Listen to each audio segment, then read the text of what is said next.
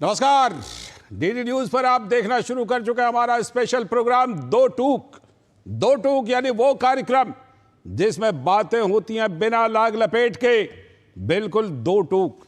और आज दो टूक में हम बात करने वाले हैं प्रधानमंत्री नरेंद्र मोदी ने राज्यसभा में जो चुन चुन कर जवाब दिया है उस पर बात करने वाले हैं। और इस बातचीत में खास तौर पर उन्होंने जिन जिन मुद्दों पर जवाब दिया है उसमें आज एक बार फिर से वो बहस सामने आई जो बहस फैमिली फर्स्ट बनाम नेशन फर्स्ट की बहस है। और प्रधानमंत्री के आज के जवाब को भी देखने सुनने के बाद वो बात याद आई जब लोकसभा चुनाव के परिणाम के बाद संसद के अंदर प्रधानमंत्री ने कहा था कि अब कांग्रेस के इकोसिस्टम को उसी की भाषा में जवाब देना पड़ेगा। और ऐसा लगा कि चाहे मंगलवार को यानी परसों प्रधानमंत्री ने लोकसभा में जवाब दिया हो या फिर आज राज्यसभा में, ऐसा लग रहा है कि प्रधानमंत्री नरेंद्र मोदी बिल्कुल फ्रंट फुट पर खेल रहे हैं, फ्रंट फुट पर बैटिंग करके और कांग्रेस के इकोसिस्टम को जवाब दे रहे हैं। आज इसी सिलसिले में उन्होंने कांग्रेस को अतीत से लेकर वर्तमान तक पूरा आईना दिखाया। लोकसभा में जो उन्होंने जवाब दिया था आपने ये सुना ही होगा, देखा ही होगा। उन्होंने पूछा था कि परिवार से 3-3 सांसद हैं, कोई ऐसा एससी परिवार, कोई ऐसा ओबीसी परिवार दिखा दो जिनके यहां से 3 सांसद हों एक ही परिवार से। और आज जो उनका भाषण रहा, आज उनका क्रक्स रहा फैमिली फर्स्ट बनाम नेशन फर्स्ट, और साथ ही संविधान, शाही परिवार, अंबेडकर का अपमान, बाबा साहेब अंबेडकर का अपमान और एससी एसटी और ओबीसी, ये उनके जवाब का आज पूरा क्रक्स रहा। उन्होंने पूरा जवाब दिया अपने माथे पर संविधान को लेकर घूमने वाले को, उन्होंने पूरा जवाब दिया उनको जो हर बात पर जाति पूछते हैं, कौन जात हो भाई, उसको उनको पूरा जवाब दिया है आज के अपने जवाब में। तो हम आपको आज के दो टूक में इसी पर चर्चा करेंगे और प्रधानमंत्री के जवाब का विश्लेषण करेंगे कि प्रधानमंत्री ने किस तरह से कांग्रेस के इकोसिस्टम को, कांग्रेस को उसी के अंदाज में जवाब दिया है।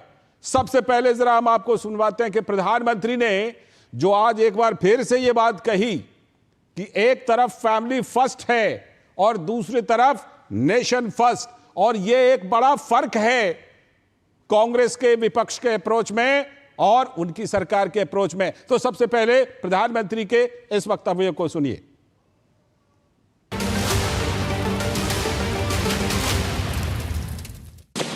झूठ, फरेब, भ्रष्टाचार, परिवारवाद, तुष्टीकरण, सबका गालमेल था। जहां सबका गालमेल हो वहां सबका साथ हो ही नहीं सकता। कांग्रेस के मॉडल में सर्वोपरि है फैमिली फर्स्ट, और इसलिए उनकी नीति, रीति, उनकी वाणी, उनका वर्तन उस एक चीज को संभालने में ही खपता रहा है। देश की जनता ने हमारे विकास के मॉडल को परखा है, समझा है और समर्थन दिया है। और हमारा ये विकास का मॉडल को अगर मुझे एक शब्द में कहना है तो मैं ये कहूंगा, नेशन फर्स्ट।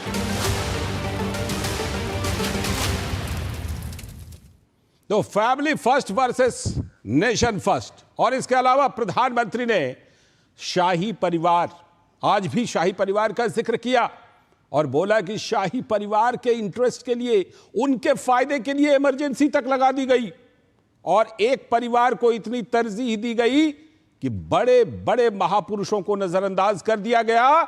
यहां तक कि आज जय भीम करते हुए ये लोग घूम रहे हैं, लेकिन बाबा साहब आंबेडकर का भी कितना अपमान किया, उनका कितना तिरस्कार किया, उनको कितना नजरअंदाज किया, इसका भी जिक्र प्रधानमंत्री ने आज के अपने बयान में फिर किया।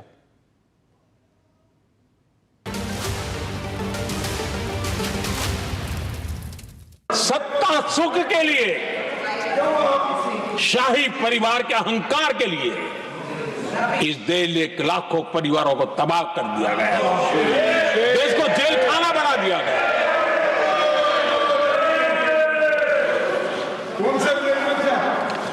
बहुत लंबा संघर्ष चला। ये अपने आप को बहुत बड़ा तीसबार खा मारने वालों को जनता जनार्दन की ताकत को स्वीकार करना पड़ा, घुटने टेकने पड़े। दो बार बाबा साहब को चुनाव में पराजित करने के लिए क्या कुछ नहीं किया गया।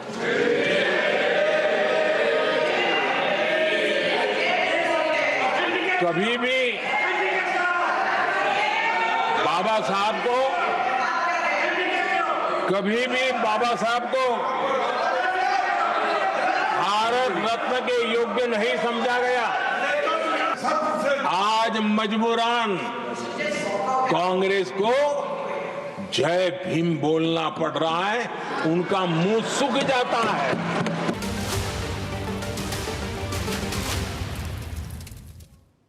तो चुन चुनकर प्रधानमंत्री ने जवाब दिया है, बड़े बड़े मुद्दों पर बात की है, लेकिन हम आपको कुछ जो बहुत ही महत्वपूर्ण मुद्दों पर जवाब दिया वो सुनवा रहे हैं। उन्होंने ओबीसी को लेकर कहा कि जो लोग आजकल जात जात करते रहते हैं, पूछते रहते हैं कौन जात हो भाई, उन्होंने क्या किया और उनकी सरकार ने आकर के सच मायने में किस तरह से सामाजिक न्याय को तरजीह दी, इसका भी प्रधानमंत्री ने अपने जवाब में विशेष रूप से जिक्र किया है।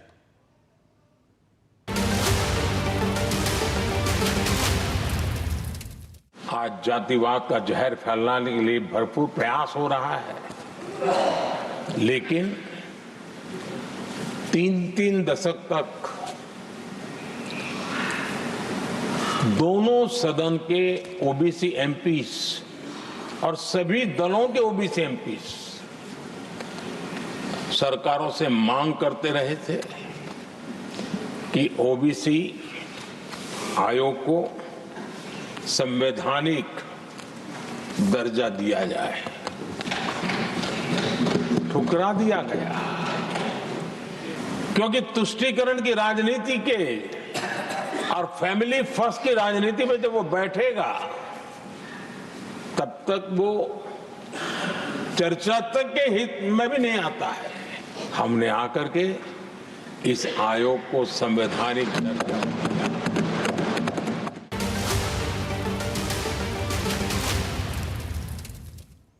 तो प्रधानमंत्री ने लगभग 1.5 घंटे तक राज्यसभा में जवाब दिया, तमाम बड़ी बातें कही, लेकिन इस पर राजनीतिक दलों, राजनेताओं की क्या प्रतिक्रिया रही, जरा उनकी प्रतिक्रिया भी देख लीजिए।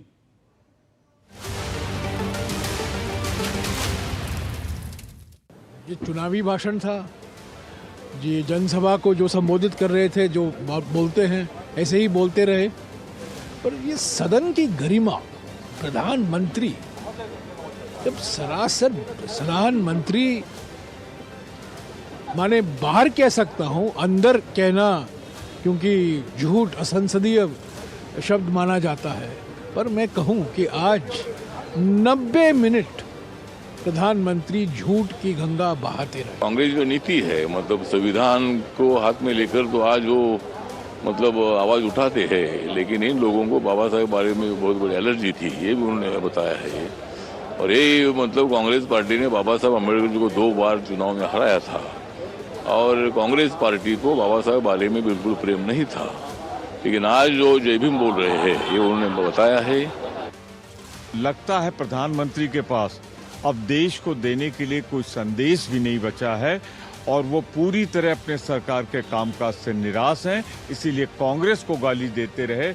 वो क्या करेंगे देश के लिए ये नहीं बता पाए। उन्होंने तर्क के साथ उन्होंने अपनी बातों को रखने का कार्य किया, जहां एक तरफ उन्होंने अपनी सरकार की पिछले 10 साल की उपलब्धियां तो रखी ही रखी, साथ ही में अभी तक देश क्यों नहीं आगे बढ़ पाया इसके भी कारण उन्होंने मजबूती से बताने का उन्होंने काम किया। और जो एक महत्वपूर्ण वाक्य का उन्होंने जिक्र किया कि ये संतुष्टिकरण की राजनीति है, तुष्टिकरण की नहीं।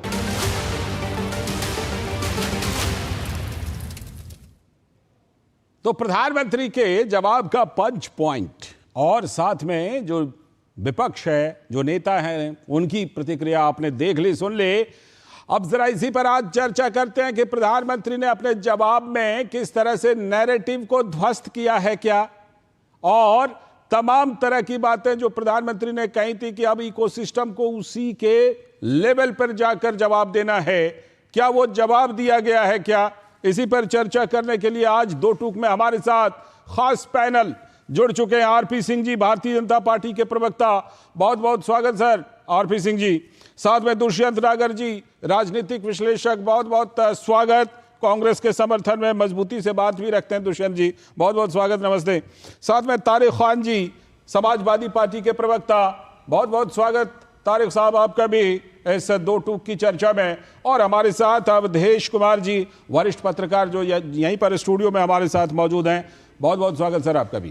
धन्यवाद। मैं चर्चा की शुरुआत आप ही से करता हूं, और जो बात मैं अभी बोल रहा था कि लोकसभा चुनाव का जब नतीजा आया था अवधेश सर, तो नतीजा आने के बाद जब संसद की सत्र बैठी थी तो वहां पर संबोधित करते हुए प्रधानमंत्री ने कहा था कि बहुत हो गया, अब जो है कांग्रेस के इकोसिस्टम को उसी के स्तर पर जाकर उसी की भाषा में जवाब देंगे हम। ये जो परसों का संबोधन, परसों जो उनका जवाब लोकसभा में रहा और आज जो राज्यसभा में जवाब रहा, आपको प्रधानमंत्री के उस बात की याद आई कि उन्होंने जो बोला था कि अब कांग्रेस के इकोसिस्टम को वहीं पर जाकर मैं जवाब दूंगा, वो जवाब मिलता हुआ दिखाई दिया परसों और आज? देखिए, जब प्रधानमंत्री सदन में बोलते हैं तो सदन में एक भी शब्द और एक भी आंकड़ा अगर उसमें गलत होगा तो उन पर विशेषाधिकार हनन का प्रस्ताव हो सकता है जी।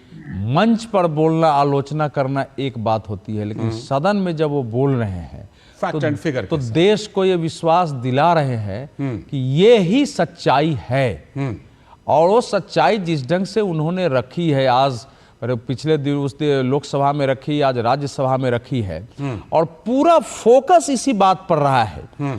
और उसका जो थीम ये था कि कांग्रेस पार्टी इस समय सामाजिक न्याय, जाति, दलित, अंबेडकर जी की बात करती है, संविधान की बात करती है जब सत्ता से बाहर हो गई तो, लेकिन सत्ता में रहने पर उसकी प्राथमिकताएं क्या थी जी, और हमारी प्राथमिकताएं क्या हैं जी। तो ये जब थीम समझ में आ जाती है, उन्होंने कहा कि हमारी एक ही प्राथमिकता है, वो है नेशन फर्स्ट, भारत पहले।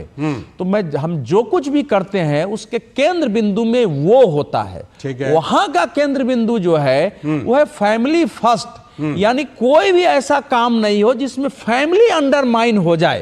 ये नहीं है कि उसमें सड़क बन रहे हैं तो फैमिली के नाम, फैमिली के लिए ही बन रहा है, लेकिन कोई भी ऐसा नीतिगत स्तर हो जिसमें सबसे ऊपर उनका इंटरेस्ट रहेगा। हाँ, जो फैमिली सर्वोपरि है, उसकी इच्छा, उसके तहत नीतियां बनानी, उनको ध्यान में रख के क्या अच्छा लगेगा, क्या बुरा लगेगा, कैसे उनको महत्व मिलेगा, ये जो उन्होंने कहा है। लेकिन जो उनको मैं बाकी नीरज जी की जो दो पंक्तियां उन्होंने जो सुनाई है जी, जरूर उसका जिक्र कर दीजिए। उस समय दो बातें थी कि वो जब आज की स्थिति में कहा, पहले 1970 में उन्होंने कहा कि जब कांग्रेस का राज चलता था, दुष्यंत जी बोलिएगा, तो उस समय नीरज जी की एक कविता संग्रह प्रकाशित हुई थी, फिर दीप जलेगा। मैं इसकी कुछ पंक्ति, उन्होंने 1-2 लाइन पढ़ा था, मैं जरा 7-8 लाइन पढ़ देता हूं कि वो कैसे उस समय कवि क्या सोचते थे। उदास न हो फिर दीप जलेगा, तिमिर ढलेगा, मेरे देश उदास न हो फिर देश दीप जलेगा, तिमिर ढलेगा, यह जो रात चुरा बैठी है चांद सितारों की तरुणाई, बस तब तक कर ले मनमानी जब तक कोई किरण न आई, तब तक मनमानी कर लो।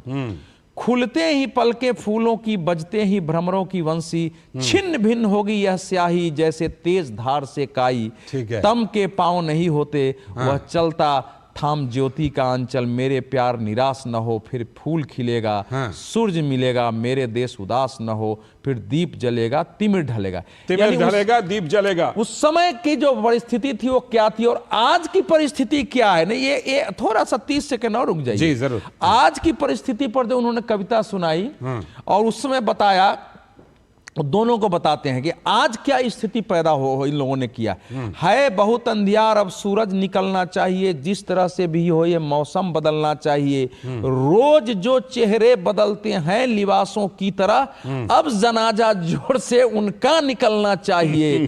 अब भी कुछ लोगों ने बेची है ना अपनी आत्मा, ये पतन का सिलसिला कुछ और चलना चाहिए। ठीक है, तो ये जो उन्होंने कहा है ना कि मतलब जो चेहरे बदलते हैं लिबासों की तरफ, जनाजा उनका जोर से निकलना चाहिए। तो इस बार एक संघर्ष की बड़े पार्लियामेंट से फैक्ट रख करके एक नए सिरे से उस नैरेटिव और बाकी चीज के खिलाफ संघर्ष की शुरुआत हुई है। ठीक है, यही हम लोग बता रहे हैं और लगातार अपने टेलीविजन स्क्रीन पर दिखा भी रहे हैं कि प्रधानमंत्री ने अपने प्रहार से किस तरह से नैरेटिव को ध्वस्त किया है। दुष्यंत जी आना चाह रहे थे डिस्कशन में। दुष्यंत जी बताइए, दुष्यंत जी, जिस तरह से प्रधानमंत्री ने साफ तौर पर बिल्कुल जिसे कहते हैं ना कि हम लोग टेलीविजन की भाषा में कहते हैं टू विंडो बना के दिखाना, है ना, कंट्रास्ट दिखाना। तो प्रधानमंत्री ने ऐसा लगा कि परसों से लेकर के आज तक, परसों भी और आज भी, एक तरह से टू विंडो बना करके दिखाया कि देखिए उनके समय में फैमिली फर्स्ट और हमारे समय में देखिए नेशन फर्स्ट, जिसका जिक्र अभी अवधेश जी भी कर रहे थे। तो पूरा जवाब, माकूल जवाब। और एक बार फिर से आपसे भी मैं वही कह रहा हूं कि जो प्रधानमंत्री ने कहा था कि अब इकोसिस्टम को, कांग्रेस के इकोसिस्टम को उसी तरह से जवाब दूंगा, वो जवाब दे रहे थे प्रधानमंत्री। देखिए, प्रधानमंत्री जी का स्वागत है, देश के प्रधानमंत्री हैं, उन्होंने संसद में जवाब दिया, हम भी जवाब देंगे प्रधानमंत्री जी को। आज 6 फरवरी है, मोतीलाल नेहरू जी की आज पुण्यतिथि है। और मैं मोतीलाल नेहरू जी, आपने परिवार कहा, तो हमें गर्व है इस परिवार पे और गर्व मोतीलाल नेहरू पर है। जब जलियांवाला बाग की घटना हुई और पंजाब में, संयुक्त पंजाब में, जो पाकिस्तान में आज का वर्तमान का पंजाब है और भारत का वो संयुक्त प्रांत हुआ करता था, पंजाब प्रांत हुआ करता था, वहां पर क्रांतिकारियों को ढूंढ ढूंढ कर पकड़ कर फांसी की सजा दी जा रही। मोतीलाल नेहरू लंदन तक गए, ब्रिटिश सरकार के खिलाफ केस लड़े और उन फांसियों को रुकवाया। फिर आप इतिहास को ला रहे हैं तो फिर सवाल उठेगा, इतिहास को ला रहे हैं तो फिर सवाल उठेगा कि भगत सिंह को बचाने के लिए क्या किया। फिर वो सवाल उठेगा। मैं नेताजी सुभाष चंद्र बोस के बारे में भी बताऊंगा कि नेताजी सुभाष चंद्र बोस ने अपनी एक बटालियन का नाम नेहरू बटालियन रखा था।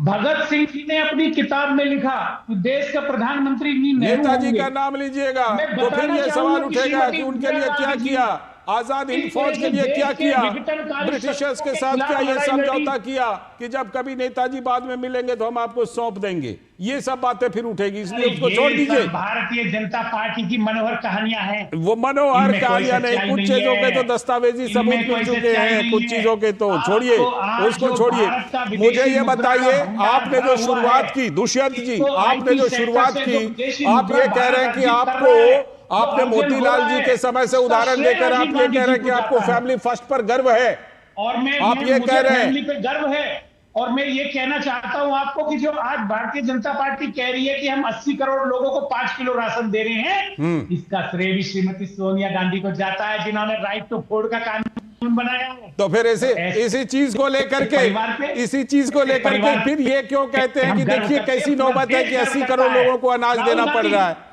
ये दोनों बातें नहीं चलेंगी ना, चित भी मेरी पट भी मेरी, क्योंकि ये बात भी तो आती है कि नोटबंदी करके आपने उद्योगों की कमर तोड़ दी, लोगों को बेरोजगार कर दिया। ये बताइए ना कि देना सही है कि नहीं है, ये बताइए पहले आप ये बताइए दुष्यंत जी कि लोगों को एक लोक कल्याणकारी राज्य में फूड सिक्योरिटी देना सही है या गलत है, ये बता दीजिए।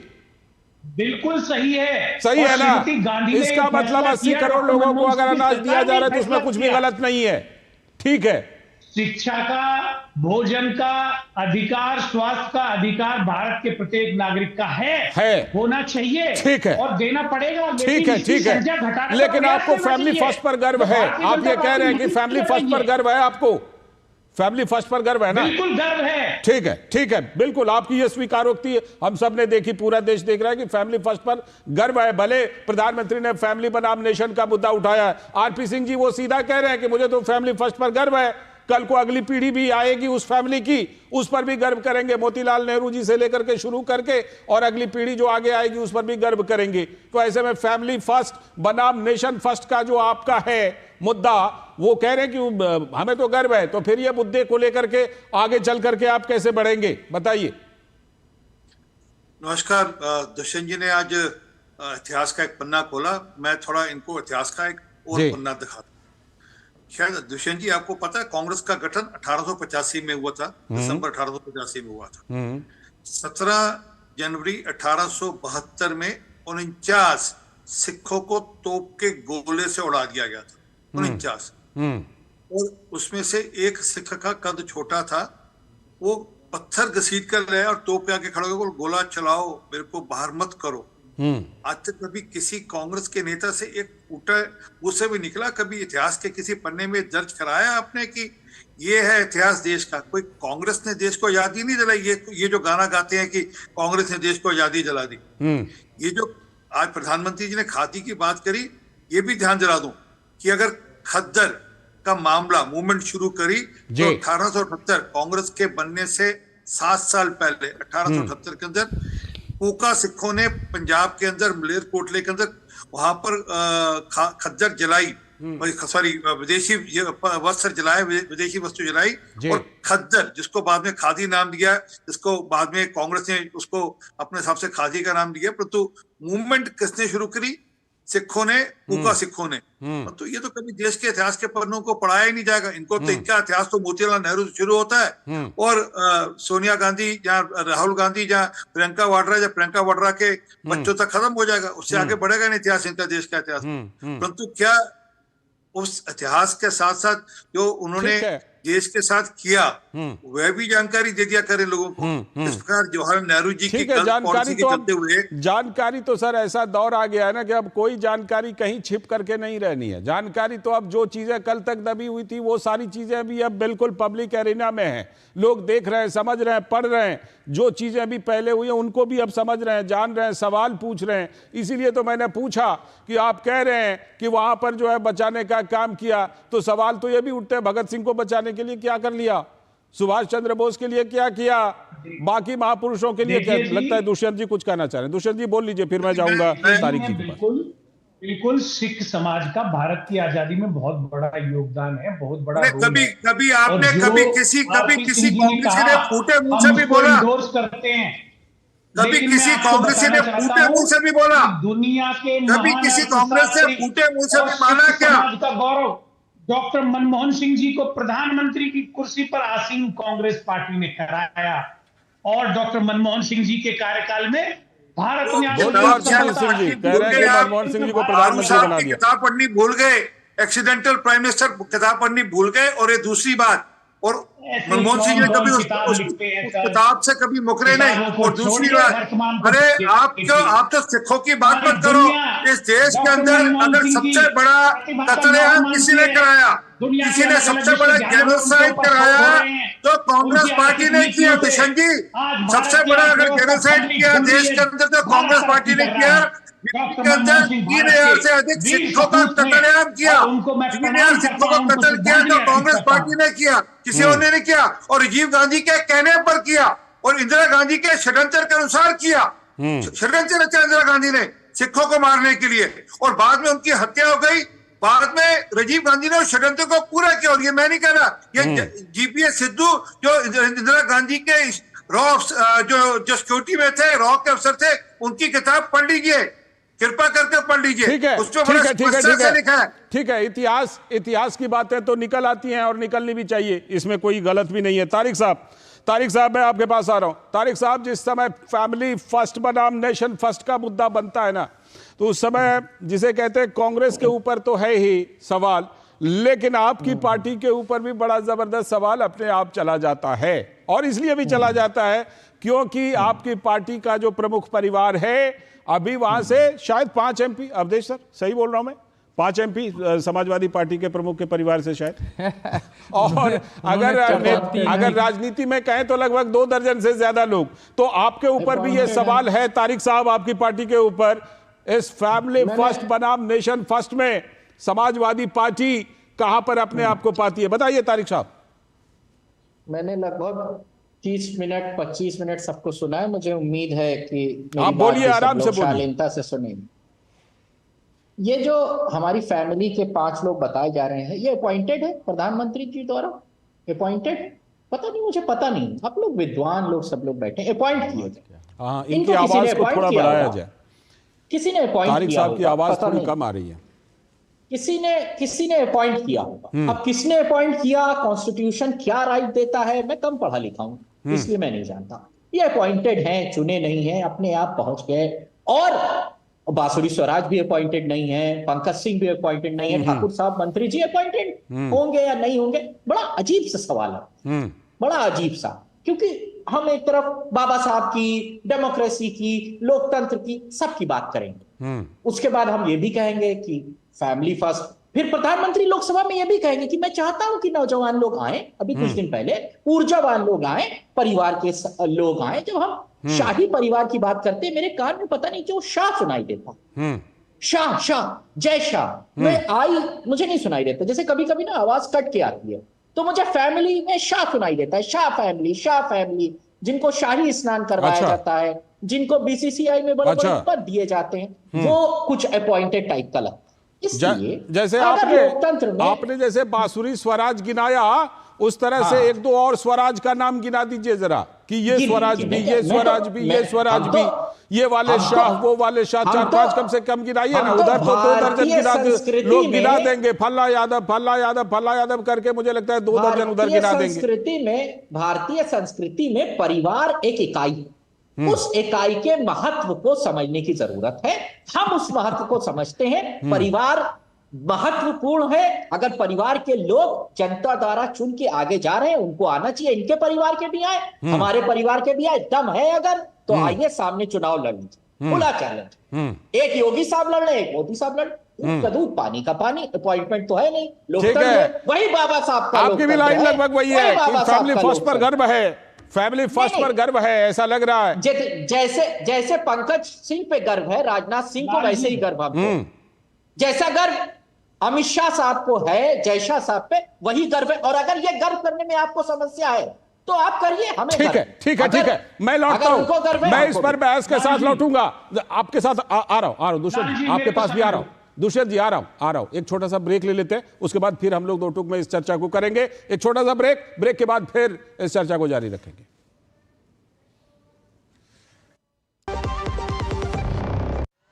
इस बार परीक्षा पर चर्चा का होगा नया अंदाज।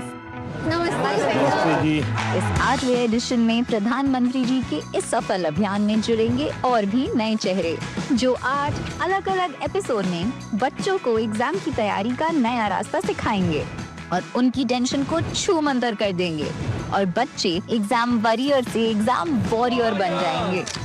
पढ़ाई के साथ साथ बच्चे तैयारी के समय स्ट्रेस फ्री रहना, टेक्नोलॉजी का सही इस्तेमाल, खेल, creative energy, nutrition, mental health और जीवन के जरूरी सबक भी सीख पाएंगे। प्रधानमंत्री मोदी जी का हर शब्द आपको नई ऊर्जा और आत्मविश्वास से भर देगा। पढ़ेगा इंडिया, तो दोस्तों तैयार हो जाइए पढ़ाई की टेंशन को बाय बाय बोलने के लिए, क्योंकि 10 फरवरी सुबह 11 बजे होने वाली है पीएम के साथ परीक्षा पे चर्चा। खाने में कोई स्वाद नहीं है। अरे किफायती लाल, सस्ते वाले दाल मसाले स्वाद हुआ बेकार। इधर कीमती लाल को देखो, खाना बना कमाल। MDH की हल्दी मिर्ची धनिया करे कमाल। ये रंग दे, ये खुशबू दे, ये तीखा, ये कम पड़े। क्या निराला MDH मसाला। जब धरती चीर कर निकलता है लोहे का पत्थर और मिलता है मोंगिया के जोश से, फिर तपता है, पिघलता है और बनता है फौलाद। अब होता है सरिया सारी खूबियों के साथ। मोंगिया स्टील, मजबूत देश का मजबूत सरिया। वाह, जब जब पशु आहार लेते हो 150 बचा ही लेते हो ना। कोई कमाल नहीं करते हो, उसकी बयात को खतरे में डालते हो, यही करते हो।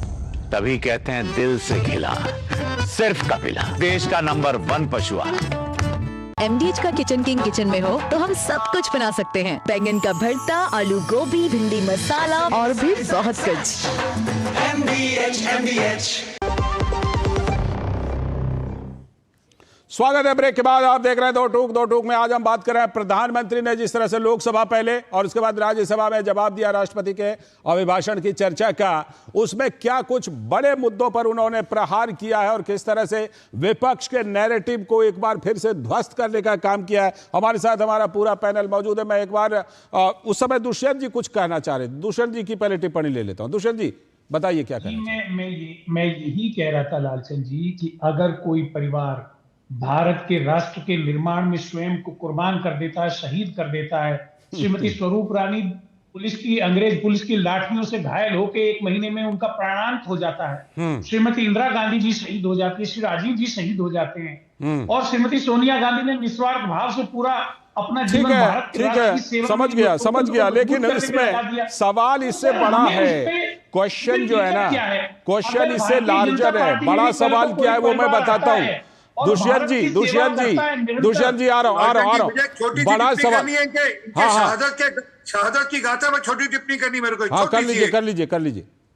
दुष्यंत जी, आज के बाद कभी इंदिरा गांधी जी को शहादत का नाम मत दीजिएगा। कृपा कर जीपीएस सिद्धू जो उनके अफसर थे, सिक्योरिटी में अफसर थे, रॉ के अफसर थे, उनकी खालिस्तान कॉन्स्पिरेसी किताब पढ़ लीजिए। मिसेस गांधी अपने खुद के बुने हुए जाल में फंस गई और अपने खुद के बुने हुए जाल की चलते उनकी हत्या हुई। उनको कहते रहे कि आप सिक्योरिटी बदली, उन्होंने नहीं मानी। ठीक है। मैं लौटता हूं आपके पास। फैमिली फर्स्ट को लेकर के दुष्यंत जी, तारिक जी गर्व कर सकते हैं, लेकिन अवधेश सर फैमिली फर्स्ट की बहस उससे आगे जाती है। उससे आगे ये जाती है कि फैमिली फर्स्ट में इमरजेंसी आ जाती है। उससे आगे की बात यह होती है कि फैमिली फर्स्ट में तमाम लोगों को जो महत्व, जो ड्यू मिलना चाहिए वो नहीं मिल पाता, चाहे वो बाबा साहब अंबेडकर हो, चाहे नेताजी सुभाष चंद्र बोस हो, चाहे तमाम महापुरुष हो। फैमिली फर्स्ट तो वहां तक जाती है, उसका असर तो वहां तक जाता है। बात सिर्फ ये नहीं है कि हमको जनता ने चुन लिया, हम बन गए, जो कि तारिक साहब तर्क दे रहे थे। बात तो यह है कि उसका इंपैक्ट यहां तक होता है कि बाबा साहब अंबेडकर को भारत रत्न के लिए दशकों तक इंतजार करना पड़ता है। यह भी तो उसका इंपैक्ट होता है। और फिर इमरजेंसी जैसी चीजें जो जिसका असर की आम लोगों पर भी हुआ और लोगों ने उसको झेला।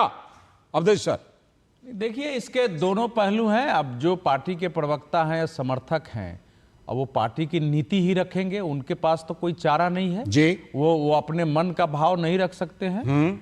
मैंने दुष्यंत जी हमारे भाई की तरह है, मित्र है, मैं जानता हूं कई बार उनका स्टैंड जो है कांग्रेस का समर्थन करते हैं, लेकिन कई बार लगता है तो अलग भी स्टैंड लेते हैं जी। लेकिन एक ऐसा विषय है जिसको कोई छू भी नहीं सकता है, तो वो देखिए ऐसा है कि हम लोगों ने तो भारतीयों को, या महात्मा गांधी ने भी उसी को कोट किया था, पहले ये पढ़ाया जाता है कि अगर किसी परिवार के कल्याण के लिए किसी व्यक्ति को अपना त्याग करना पड़े तो करना चाहिए। ठीक। पूरे परिवार को अगर किसी गांव के कल्याण के लिए अपना परित्याग करना पड़े, बलि चढ़ाना पड़े तो पढ़ाना चाहिए। उसी प्रकार से पूरे गांव को अगर राष्ट्र के लिए, समाज के लिए बलि चढ़ाना हो तो बिल्कुल जाना चाहिए और खत्म करना चाहिए। पूरा राष्ट्र भी अगर ब्रह्मांड पर संकट है कि हमको ब्रह्मांड का बचाना है तो राष्ट्र को उसके बलि के लिए तैयार होना चाहिए। तैयार, ये हमारे यहाँ वेदों से चली आई है। गांधी जी इसी बात के करते थे। अब कांग्रेस पार्टी या समाजवादी पार्टी इसके परे अगर चल रही है धारा में तो उसका तो कोई अर्थ नहीं। सेकंड बात पर आते हैं। देखिए, जो फैमिली फर्स्ट की बात आती है वो इतना खतरनाक है। वो फैमिली फर्स्ट में थोड़े है कि कोई किसी के परिवार से आके जीत के चला गया है तो वो बड़ी खतरनाक है। मूल बात यह है कि फैमिली ही तय करेगी कि कौन जीत के आएगा। ठीक है, फैमिली ही तय करेगी कि कौन इस देश को चलाएगा, कौन राज्य को चलाएगा। तो हम चलाएंगे या हमारे द्वारा निर्धारित व्यक्ति चलाएगा। फैमिली ही पार्टी को चलाएगी, दूसरा कुछ नहीं है। उसमें क्या होता है कि जो आपातकाल आप कह रहे हैं ना, वो आपातकाल तो एक बार घोषित आपातकाल था। 24 आवर पार्टी संगठन में, सत्ता में एक आपातकाल होता है कि कोई भी आदमी वहां जाके सच नहीं बोल सकता है। इससे पूरी नीतियां प्रभावित होती है। यूपीए के शासनकाल में हमारे सारे बैंक खाली हो गए थे। एक चीज मैं और अवधेश सर आपसे जरूर जोड़ लूंगा, उसके बाद दुष्यंत जी के पास जाऊंगा। ये जो परिवार का वर्चस्व राजनीति में है, क्या यह बहस संयोग है कि परिवारवादी पार्टियों के ऊपर भ्रष्टाचार के ज्यादा आरोप लगे हैं, या फिर यह कहीं ना कहीं तार जाकर के जुड़ता है कि जब परिवार का वर्चस्व होता है तो भ्रष्टाचार भी ज्यादा होता है? नहीं तो परिवार का वर्चस्व होगा तो भ्रष्टाचार होगा ही होगा। जब परिवार आपका फर्स्ट है तो परिवार के सेल्फ इंटरेस्ट, स्वास्थ्य को पूरा करने की बात आ जाती है कि ये स्टेब्लिश हो जाए, वो स्टेब्लिश हो जाए, फिर उस परिवार के भी कोई रिश्तेदार होंगे वो स्टेब्लिश हो जाए, तो आपको उसके अनुसार से ठेके आएंगे, उनके अनुसार से दलाली होगी, उनके अनुसार से नीतियां बनेंगी।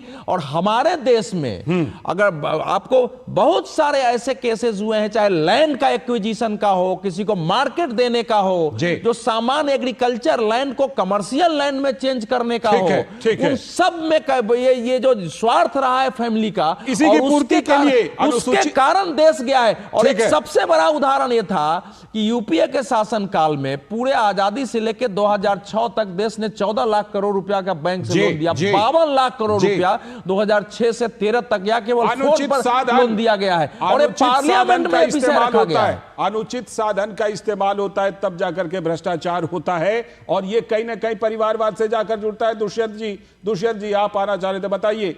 आप कह रहे हैं फैमिली फर्स्ट पर गर्व है, फैमिली फर्स्ट पर आपको गर्व है, लेकिन सवाल तो बड़ा बनता है, सवाल इमरजेंसी, सवाल भ्रष्टाचार तक जाता है। ये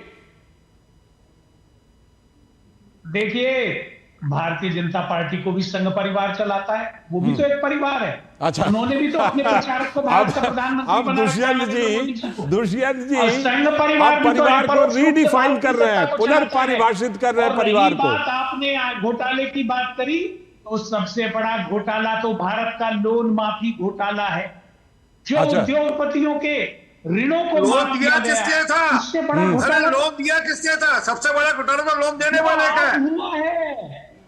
भैया माफ सबसे बड़ा घोटाला जिन्होंने लोन दिया था, फोन पे लोन मिलते थे। अरे उसको 100 करोड़ रुपए दे दो, भारत का पैसा, लोन पर पैसे मिलते थे। सबसे बड़ा घोटाला तब हुआ जो आपने पैसे दिए, जो आपने बैंकों को लुटाया, आपने जो आपने बैंक खाली कर दिए, सबसे बड़ा हुआ है। माल्या जैसे लोग, नीरव मोदी जैसे लोग, उनका पैसा दिया माल्या कह रहे हैं, माल्या कह रहे हैं कि भाई जितना हमने दिया था उससे ज्यादा हमसे वसूल चुके हो, अब तो केस उठा लो। माल्या जी का मैं कई स्टेटमेंट देख रहा था, कह रहे थे जितना मैं लेके भागा उससे ज्यादा वसूल चुके हो। नहीं, लोन किसके कार्यकाल में मिला? वो तो सवाल बहुत सारे उसकी संपत्ति जब्त हुई है, देश लाने की कोशिश हो रही है, विदेश में मुकदमे लड़े जा रहे हैं। आरोपी ये स्वीकार करता है कि मैंने दोष किया है। ठीक है, मुझे तारिक साहब के पास जाने दीजिए। तारिक साहब, बहस तो जैसा मैंने कहा कि उससे आगे भी जाती है ना। आपने कहा ठीक है, थोड़ी देर के लिए आपकी बात को मान लेते हैं, थोड़ी देर के लिए कि भाई जनता चुनती है, क्या दिक्कत है, ठीक है, थोड़ी देर के लिए मान लेते हैं। लेकिन जैसी बात आई कि भाई फिर आप ही सब कुछ तय करते हैं, फिर आप अपनी पोजीशन को बनाए रखने के लिए अनुचित साधन, अनुचित तरीके का इस्तेमाल करते हैं, उससे भ्रष्टाचार बढ़ता है, और फिर एक तरह का ऐसा तंत्र बन जाता है जिसको आप क्या कहें, वो कहीं ना कहीं जाकर के पहले के राजतंत्र से भी खराब तंत्र के रूप में सामने आता है। बताइए तारिक साहब, कैसे जस्टिफाई करेंगे इन सभी चीजों को? और ये भी बताइए, समाजवादी में भी, अगर समाजवादी विचारधारा में भी एक परिवार का वर्चस्व होता है तो बड़े बड़े समाजवादी जो है वो पीछे छूट जाते हैं, उनको उनका ड्यू नहीं मिल पाता। बताइए तारिक साहब। एक चीज जो मुझे समझ में नहीं आती, मतलब बड़ा अजीब लगता है, इर्रेशनल लगती है, वो ये कि ये डिफाइन करना कि अगर पार्टी का अध्यक्ष किसी परिवार का है तो यही परिवारवाद हुआ। ये हमेशा समाजवादी पार्टी के ऊपर कहा जाता है। अच्छा ठीक है, ये डेफिनेशन आई कहां से और ये साबित कैसे होता है? परिवारवाद का सिंपल मतलब ये होना चाहिए कि परिवार के लोगों को प्रमोट करना, यही परिवारवाद। हमारे यहाँ परिवार के लोग हैं, उसको आप परिवारवाद कहिए, मान लेते हैं। लेकिन क्या और लोगों पे आप चर्चा नहीं करेंगे, सिर्फ हमारी पार्टी की चर्चा करेंगे या हमारी पीयर ग्रुप की चर्चा करेंगे जो हमारी तरह पार्टी है? तो क्या बीजेपी को अछूता छोड़ दिया जाएगा? और ये सारे सवाल भारतीय जनता पार्टी से नहीं पूछे जाएंगे। आपके सवाल वैलिड है, आपके सवाल वैलिड है कि अपॉर्चुनिटी सबको मिलनी चाहिए, आना चाहिए, भ्रष्टाचार होता है, प्रमोट करते हैं लोग। तो क्या जो अभी इनके साथ के मंत्री हैं वो परिवार के लोग हैं, उनसे ये सवाल अभी करंट सिनेरियो पे तुरंत नहीं पूछे जाएंगे? एक लाइन का मैं हस्तक्षेप करता हूं। इसका एक सिल्वर लाइन है तारिक साहब, मैं आपसे पूछ रहा हूं, आप समाजवादी पार्टी की तरफ के, आप समाजवादी पार्टी के नेता हैं, अच्छी बातें रखते हैं समाजवादी पार्टी की तरफ से प्रवक्ता के तौर पर। कल को मान लीजिए आपका लड़का, आपका बेटा आप ही की तरह योग्य हो, क्या उसके लिए रास्ता ब्लॉक कर दिया जाए? उसके लिए रास्ता ब्लॉक नहीं कर सकते पॉलिटिक्स का ना, तो उसको परिवारवाद से अगर आप जोड़ेंगे और उसको इस चीज से अगर आप कंपैरिजन करेंगे कि भाई वो भी परिवारवाद हुआ, तो फिर मुझे लगता है कि एक सिल्वर लाइन खींचनी पड़ेगी जिससे आपके लड़के के लिए मौका भी ना रुके। मैं आ रहा हूं आरपी सिंह सर, आपके लड़के के लिए मौका भी ना हो और किसी परिवार का वर्चस्व भी ना हो, वो सिल्वर लाइन को देखना पड़ेगा आपको। एक लाइन में जवाब देता हूं, बोलिए। आप समझिए, बहुत अच्छी बात कही आप, बोलिए। मैं ये कह रहा हूं कि अगर प्रतिभा है और वो परिवार से है, अब प्रतिभा है या नहीं है इसका निर्णय कैसे हो? अब एक और सवाल खड़ा हो जाता है, क्या ठाकुर साहब में प्रतिभा है? क्या पंकज साहब में प्रतिभा है? क्या भुजबल साहब के बेटे में प्रतिभा है? और क्या हमारी पार्टी के लोग जो गए हैं, धर्मेंद्र साहब में प्रतिभा है? इसका चयन कैसे होगा? इसका निर्णय कैसे होगा? आप बनाइए इस पे कोई कानून बना दीजिए। आरपी सिंह जी जवाब देना चाह रहे थे, आरपी सिंह जी जवाब दीजिए। आरपी सिंह जी मोटी बात है कि क्या आप पार्टी को, अपने पॉलिटिकल सिस्टम को एक परिवार, एक कॉर्पोरेट की तरह चलाएंगे, जिस प्रकार की एक परिवार का मुखिया वो चेयरमैन था, उसके बाद उसका बेटा ही चेयरमैन हो सकता है, उनका पोता ही चेयरमैन हो सकता है, या नहीं? ये फर्क है परिवारवाद में और बाकी पॉलिटिकल सिस्टम। ठीक है हमारे यहाँ जो आप बात कह रहे थे टैलेंट की बात करें, ठीक है, मैं चैलेंज देता हूँ, गांधी के बाहर कभी पार्टी सोच सकती है क्या कि गांधी रिमोट कंट्रोल में नहीं होगा, गांधी के बाहर कुछ होगा? या अखिलेश यादव जी या इनके परिवार के बाहर के लोग कभी मौका मिल सकता है कि इनके, हमारे यहाँ तो पता नहीं अगले अध्यक्ष कौन होंगे, अभी तक कुछ ऐसी चर्चा नहीं। ठीक है, ये तो बात हुई फैमिली वर्सेस नेशन की। अगले हिस्से में अभी एक ब्रेक ले रहा हूं, अभी एक छोटा सा ब्रेक। समाजवादी पार्टी के डॉक्टर राम मनोहर लोहिया की संपूर्ण लड़ाई वंशवाद के विरुद्ध थी। उन्होंने बताइए, आज वो लोग लोहिया का हवाला देते हैं, वंशवाद के विरुद्ध उन्होंने संघर्ष किया था। ठीक है, मैं अगले हिस्से में ब्रेक के बाद अगले हिस्से में खास तौर पर बात करेंगे कि संविधान को लेकर, जाति को लेकर जो नैरेटिव का गुब्बारा फूला था, क्या उसको कहीं ना कहीं प्रधानमंत्री ने ध्वस्त किया है क्या? इस पर करेंगे चर्चा इस दो टूक में। फिलहाल वक्त है एक और छोटे से ब्रेक का।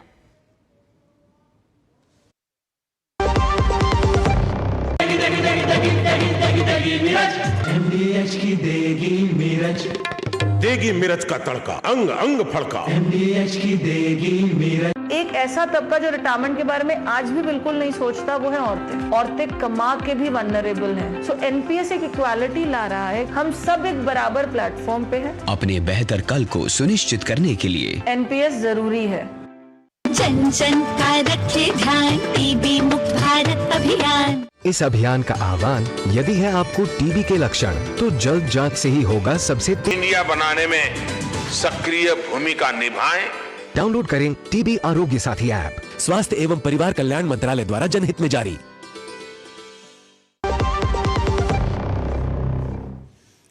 स्वागत। ब्रेक के बाद आप देख रहे हैं दो टूक। हमारे सारे खास मेहमान जुड़े हुए हैं चर्चा के लिए, और मैं एक बार, जैसा कि ब्रेक पर जाने से पहले मैंने बताया था कि प्रधानमंत्री ने अपने जो दोनों सदनों में जो जवाब दिए उसमें कुछ नैरेटिव को भी कहीं ना कहीं ध्वस्त करने का काम किया है। क्या आप देश खास तौर पर लोकसभा चुनाव के दौरान, 2024 में लोकसभा चुनाव के दौरान जो संविधान को लेकर के नैरेटिव बनाया गया था, जो जाति को लेकर के नैरेटिव बनाया गया था, प्रधानमंत्री ने तमाम बातों का जिक्र किया। SC ST के लिए उनकी सरकार ने क्या किया है, OBC कमीशन को किस तरह संवैधानिक दर्जा दिया है, संविधान का पालन करते हुए उन्होंने यहां तक जिक्र किया कि ये जो हम UCC समान नागरिक संहिता ला रहे हैं ये भी संविधान के अनुरूप है, तुष्टीकरण नहीं संतुष्टीकरण कर रहे हैं। तो कहीं ना कहीं उस नैरेटिव को ध्वस्त करने का काम अपने इन दो जवाबों के जरिए पहले लोकसभा में फिर राज्यसभा में किया है। क्या अवधेश? देखिए, जो सच्चाई होती है ना, सच्चाई बहुत सरल और बोधगम्य होता है, उसमें जटिलता की कोई आवश्यकता नहीं है।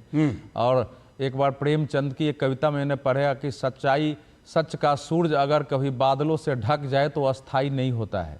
तो जो सच नहीं था उसे सच बनाने की कोशिश की गई। लेकिन मैं आगे बढ़ने से पहले दिनकर जी की 4 पंक्तियों से शुरू करूंगा। वो भी पहले कांग्रेस में ही थे और उन्होंने जाति के बारे में क्या लिखा है, बड़ी लंबी कविता है रश्मि रथी का, लेकिन ये मैं पढ़ रहा हूँ। मूल जानना बड़ा कठिन है नदियों का, वीरों का, धनुष छोड़कर और गोत्र क्या होता है रणधीरों का। पाते हैं सम्मान तपोबल से भूतल पर सूर, जाति जाति का शोर मचाते केवल कायर और क्रूर। क्या बात है। तो ये जो दिनकर जी ने जो ये कहा था, तो इस समय देखिए जिन लोगों के अंदर मतलब एक कर्मवीरता का भाव होगा। वो देश को प्रेरित करेंगे कि उठो जागो, इससे बाहर निकलो और अपने परिश्रम और पुरुषार्थ के बल पर काम करो। लेकिन जब आप और तब करते हैं जब आप जनता के बीच जाके काम करते हैं, जगाते हैं। ठीक है, आपने जाति सभा, प्रश्न तो यह है कि कांग्रेस पार्टी अगर आज जाति जाति कर रही है तो इतने सालों तक ये जातियां कैसे वंचित रह गई? दुष्यंत जी आ रहा हूं, आपको तो पूरा जवाब देना पड़ेगा। आप दीजिएगा दुष्यंत जी, आपको तो पूरा जवाब देना है। नहीं, इस देश में आरक्षण में कांग्रेस की कोई भूमिका नहीं थी। संविधान सभा ने बहस किया कि भाई एससी एसटी को आरक्षण देंगे। काका कालेलकर समिति की रिपोर्ट आई, कांग्रेस ने खारिज कर दिया, उसको रख दिया। उसके बाद मंडल आयोग की सिफारिश आई, चली गई। इंदिरा जी आई, इंदिरा जी ने उसको दबा दिया। जब आए राजीव गांधी जी ने तो संसद के अंदर उसके खिलाफ सबसे लंबा भाषण दिया। हालत है, समाजवादी पार्टी बाकी इस मुद्दे पर कैसे कांग्रेस के साथ खड़ी होती है? अंत में वो तब आरक्षण लागू हुआ है जब बीपी सिंह इस देश के प्रधानमंत्री थे। भारतीय जनता पार्टी वामपंथी उसको बाहर से समर्थन दे रहे थे। सही बात। उसके बाद आर्थिक रूप से वंचित वर्गों को भी 10% का आरक्षण वो तो मोदी सरकार, नरेंद्र मोदी के सरकार में दिया गया। और जो बाकी 26-27 स्टेट में थे वो जनता पार्टी की जहां सरकार थी, जिसमें जनता पार्टी की जनसंघ थी, वहां दिए गए हैं। दुष्यंत जी, कांग्रेस का तो इससे कोई लेना दुष्यंत नागर जी बताइए। दुष्यंत नागर जी, कांग्रेस के पास तो कांग्रेस के सामने में बड़े बड़े आईने रख दिए जाते हैं। बाबा साहब आंबेडकर एससी एसटी के लिए क्या करना चाहते थे, आपने क्या किया, ओबीसी के लिए क्या किया, वो अवधेश जी ने जिक्र किया। ये इतने बड़े बड़े आईने कांग्रेस के सामने रख दिए जाते हैं, बताइए। सर, पहली बात तो प्रधानमंत्री जी ने भी कहा और आपने भी अपने शो में कहा, बाबा साहब को 2 बार राज्यसभा भेजने का काम कांग्रेस पार्टी ने किया। पहले तो इसको समझ लीजिए। हराने के लिए भी किया था लोकसभा में, लोकसभा के उपचुनाव में और संविधान सभा के उपचुनाव में हराने का भी काम किया था। जीत हार वो सबका अपना अपना है, अपनी पार्टी से कोई लड़ेगा, जनता के हाथ में है। संविधान सभा महान नेता श्री नेहरू जी ने 2 बार बाबा साहब को राज्यसभा में संसद में भेजने का राज्यसभा में वो गए नहीं। 56 में तो उनकी मृत्यु हो गई, राज्यसभा तो 52 में गठित हुआ था। अब सुन लीजिए अवधेश जी, अरे भाई, अवधेश जी का मैं ध्यान उनकी मृत्यु हो गई है। 6 दिसंबर 1956 को उनकी मृत्यु हुई है। वो जीवित ही नहीं रहे। राज्यसभा में कब गए? राज्यसभा में, संविधान सभा में गए। संविधान पूरा रखिए, 2 बार राज्यसभा, एक बार राज्यसभा में गई नहीं है। 56 में उनकी मृत्यु हो गई। 6 दिसंबर 1956 में मृत्यु हुई है। 1952 में संविधान लागू हुआ है। 1950 कैसे बात कर रहे हैं आप? सारी जानकारी भेज दूंगा। दूसरा, आपने राजीव जी के ऊपर प्रश्न लगाया जी। आपको जानकारी होना चाहिए, पंचायती राज कानून बनाकर ओबीसी के लोगों को जो शक्ति दी है और जो प्रतिनिधित्व दिया है पंचायतों में, जिसके बाद ही बहुजन समाज पार्टी और समाजवादी पार्टी में जो पिछड़ों की जो नेतृत्व मिला है, वो उसी कानून को बनने के बाद में मिला है। उनको आरक्षण देने का काम किया है श्री राजीव गांधी जी ने। और वीपी सिंह की बात क्या कर रहे हैं आप? विश्वनाथ प्रताप सिंह तो कांग्रेस से निकले व्यक्ति थे और जैसे ही उन्होंने मंडल आयोग की सिफारिश, उनको भी कांग्रेस से जोड़ लिया, बताइए। उनसे समर्थन वापस ले लिया। यही तो बात है, निकलने के बाद ही कर पाता है ना। फैमिली जनगणना नहीं कराई। कास्ट सेंसस के नाम से जो लोग एकदम दूरी बना लेते हैं, अभी मैं कास्ट सेंसस का नाम लूंगा, आपके भैया से कहूंगा कि भैया आश्वासन दे दीजिए कि कास्ट सेंसस होगी और पिछड़ों का आंकड़ा समझ आएगा। तो अभी ये इनका गोलमोल आरपी सिंह जी ने जवाब देने के लिए उंगली उठाई है। आरपी सिंह जी दीजिए जवाब। दिनों तक शासन रहा समाजवादी पार्टी का, आरजेडी का, आरपी सिंह आ रहा हूं। तारिक साहब आपके पास भी आ रहा हूं। भी इनको जरूरत पड़ रही है कि कास्ट सेंसस करके देखो कितने पिछड़े हुए हैं। ठीक है, आरपी सिंह जी जवाब दीजिए कास्ट सेंसस पर। 2026 में कास्ट सेंसस 2026 में कास्ट सेंसस की कमिटमेंट होगा, परंतु कर्नाटका में तो कास्ट सेंसस आपने कास्ट सर्वे कराया था। देखिए वो साफ तौर पर कह रहे हैं कि होगा। हाँ, और नहीं 2026 नहीं, मैं तो जो पूछो कर्नाटका में जो कराया उसको सरकार की आधिकारिक जानकारी नहीं है, ये व्यक्तिगत है। अरे दुष्यंत जी रुकिए ना एक मिनट, आपने बोला जवाब दिया, मैं तो खोलकर जवाब दे रहा हूँ। पर कर्नाटका के अंदर जो आपका कास्ट सर्वे हुआ है उसको टेबल क्यों नहीं कर रहे? भाग क्यों रहे उसको टेबल करने से? ठीक है। देखिए, तेलंगाना का जो सर्वे हुआ है, जो जानकारी कर्नाटक पर जवाब दीजिए। कर्नाटक पर पहले बताइए। कर्नाटक को ठीक किया जा रहा है, अतिशीघ्र वो देश के समक्ष होगा। उसी के आधार पर सीधा कब होगा? आपकी पार्टी ने मना कर दिया, राहुल गांधी ने मना कर दिया। सर 2011 में यूपीए सरकार ने भी कराया था। कब होगा वो? कब होगा? वो तो हुआ है, उसको टेबल पर नहीं कर रहे। आपकी पार्टी के अंदरूनी झगड़े के चलते आप टेबल नहीं कर रहे।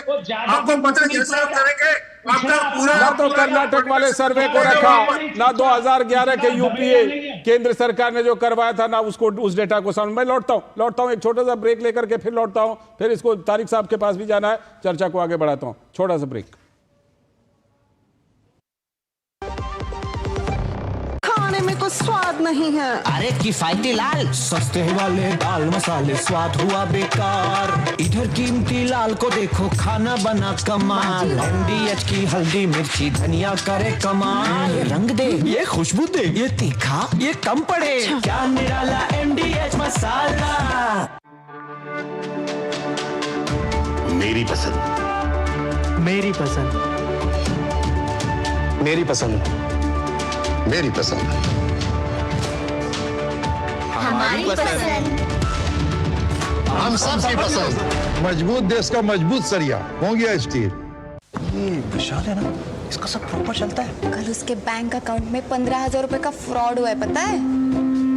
इसको तो कोई टेंशन ही नहीं होती है। देखना। टेंशन क्यों? मेरी कोई गलती नहीं थी। फिर भी फ्रॉड होने पर मैंने तुरंत बैंक को इन्फॉर्म कर दिया।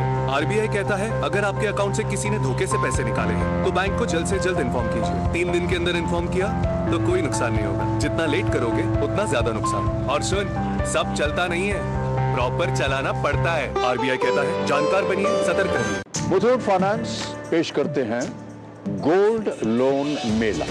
गोल्ड लोन लेने पर और कस्टमर रेफर करने पर पाइए सुनहरा मौका, लाखों के गिफ्ट वाउचर जीतने का। साथ ही साथ जीते आप 24 कैरेट खरा सोना।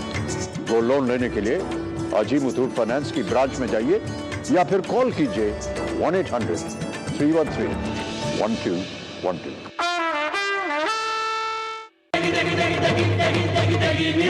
एमडीएच की देगी मिर्च, देगी मिर्च का तड़का, अंग अंग फड़का। एमडीएच की देगी मिर्च। स्वागत है ब्रेक के बाद। हमारे सारे खास मेहमान जुड़े हुए हैं चर्चा के लिए और मैं इस समय सीधे तारिक साहब के पास चलता हूं। तारिक साहब बताइए, आप बोलना भी चाह रहे थे और मैं आपसे ये कह रहा हूं, प्रधानमंत्री ने कहा कि दशकों तक ओबीसी सांसद, ओबीसी के नेता मांग करते रहे कि इसको संवैधानिक दर्जा दिया जाए, नहीं दिया। हमने संवैधानिक दर्जा देने का काम किया। और फिर अवधेश सर ने यह भी आपसे सवाल पूछा कि ओबीसी पर जो कांग्रेस का रुख रहा है, कैसे कांग्रेस के साथ एक प्लेटफॉर्म पर बैठ जाती है समाजवादी पार्टी, बताइए। उसी संवैधानिक संस्थान ने जब कहा कि जो शिक्षक भर्ती है उसमें ओबीसी के जो आरक्षण का हनन हुआ है, तो आपने माना नहीं। ये है यूपी की सरकार। अब सुनिए, देखिए इतिहास में जा रहे हैं तो जो मद्रास स्टेट और चंपई ये दोराई राजन का जो केस था, उसके बाद जो फंडामेंटल राइट है 15 उसको अमेंड किया और उस अमेंड में ये लिखा गया कि स्टेट अगर चाहे, क्यों? क्योंकि ये मेडिकल की एक छात्र थी, ये कोर्ट चली गई क्योंकि मद्रास में आजादी के पहले से आरक्षण और ये जनरल कैटेगरी की थी। जिन मामलों का जिक्र कर रहे हैं उसको लेकर अदालत में गए थे क्या? नहीं, सुनिए, उसको हाई कोर्ट ने जजमेंट किया, सुप्रीम कोर्ट ने अपहोल्ड किया। जो आज प्रधानमंत्री ने कहा कि इन्होंने अमेंडमेंट सरकार चुनाव जीतने से पहले कर दिया था, क्यों? क्योंकि यही आर्टिकल 15 इस चीज की इजाजत नहीं दे रहा था फंडामेंटल राइट में। आरपी सिंह जी का कमेंट, आरपी सिंह जी का कमेंट, आरपी सिंह जी का, आरपी सिंह जी, इसीलिए 15(4) आर्टिकल 15 में आर्टिकल 15(4) आरपी सिंह जी का कमेंट। आरपी सिंह जी बताइए। देखिए, ओबीसी कमीशन बने, इसकी चिंता मोदी सरकार ने करी। जो गरीब वर्ग है उसका रिजर्वेशन हो, जो आर्थिक रूप से गरीब है उसकी चिंता मोदी जी ने करी। महिलाओं को आरक्षण मिले उसकी चिंता मोदी जी ने करी। अब ये सब अम्बेडकर जी की सोच है जिसको मोदी जी आगे बढ़ा रहे हैं।